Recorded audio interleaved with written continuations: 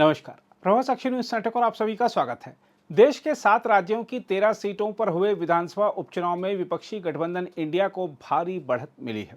हम आपको बता दें कि इन 13 सीटों में से इंडिया गठबंधन के घटक 10 सीटें जीतने में सफल रहे, जबकि केंद्र में सत्तारूढ़ एनडीए को मात्र 2 सीटों से संतोष करना पड़ा है। खास बात यह है कि लोकसभा चुनाव में अयोध्या की सीट हारने वाली बीजेपी अब उत्तराखंड विधानसभा उपचुनाव में बद्रीनाथ की सीट भी हार गई है। यही नहीं, हाल ही में केदारनाथ की बीजेपी विधायक शैला रानी रावत का भी निधन हो गया है, जिसके चलते वहां भी जल्द ही उपचुनाव होगा। धर्म स्थलों पर होती बीजेपी की हार से विपक्ष को भगवा दल पर निशाना साधने का मौका भी मिल गया है। हम आपको बता दें कि विधानसभा उपचुनाव के लिए बुधवार को पंजाब की 1, हिमाचल प्रदेश की 3, उत्तराखंड की 2, पश्चिम बंगाल की 4, मध्य प्रदेश, बिहार और तमिलनाडु की 1-1 सीट पर मतदान हुआ था। इंडिया गठबंधन में शामिल कांग्रेस, आम आदमी पार्टी, तृणमूल कांग्रेस और डीएमके ने उपचुनाव में अपने उम्मीदवार उतारे थे।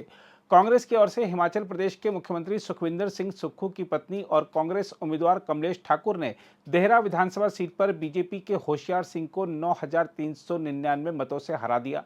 वहीं नालागढ़ में कांग्रेस के हरदीप सिंह बावा ने बीजेपी के केएल ठाकुर को 25,618 मतों से हराया। इसी प्रकार उत्तराखंड में कांग्रेस के प्रत्याशी लखपत सिंह बुटेला ने बद्रीनाथ विधानसभा उपचुनाव में अपने निकटतम प्रतिद्वंदी और पूर्व मंत्री विधायक बीजेपी के राजेंद्र सिंह भंडारी को 5,224 मतों से हरा दिया। वहीं मंगलौर सीट के उपचुनाव में कांग्रेस के उम्मीदवार काजी निजामुद्दीन अपने निकटतम प्रतिद्वंदी बीजेपी के करतार सिंह भड़ाना से मात्र 400 वोटों से जीत गए।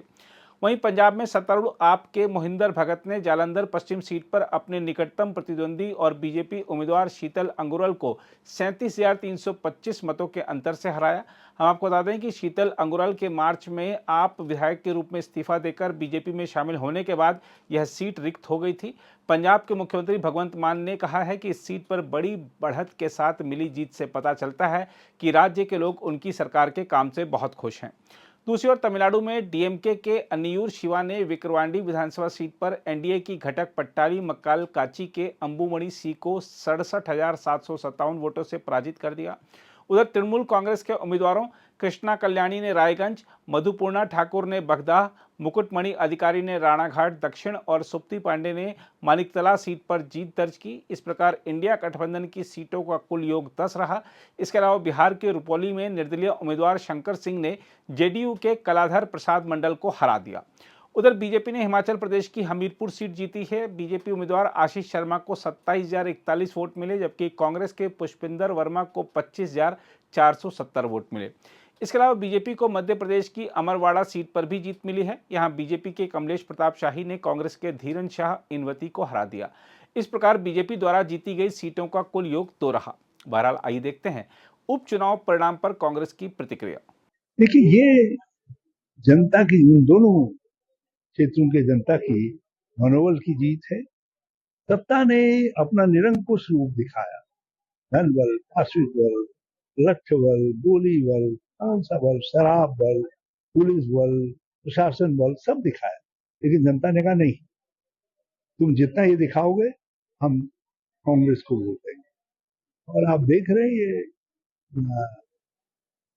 ये भगवान राजा रामचंद्र का न्याय है। पहले अयोध्या में न्याय किया उन्होंने, इंडिया के उम्मीदवार को जिता दिया, हमारे गठबंधन के उम्मीदवार को जिता दिया। और अब जो है हमारे जो भगवान विष्णु हैं, उन्होंने, क्योंकि राम उनके अंशावतार हैं, उन्होंने भी उस पर मोहर लगा दी है। तो मोहर लगा दी उनके निर्णय पर बद्री केदार में। हम शिव की गंगा से, शिव के जटाओं से गंगा निकली है, ये गंगा की भूमि है हरिद्वार, यहाँ भी मोहर लग गई है। तो ये देव संयोग है, देव फैसला है कांग्रेस के पक्ष में। और हम आगे भी जहां जहां चुनाव होंगे हम कांग्रेस जीतेगी। अब भाजपा के दिन गए।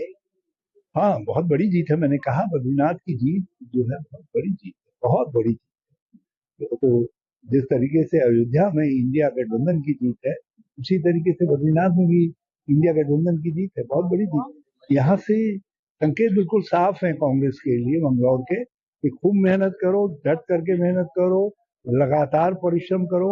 यदि ऐसा करोगे, एकजुट होकर के परिश्रम करोगे, तो हम तुमको आशीर्वाद देंगे, तुम जीतोगे। अगर आप भी लेना चाहते हैं देश दुनिया की तमाम जानकारी तो आज ही सब्सक्राइब करें हमारे चैनल को।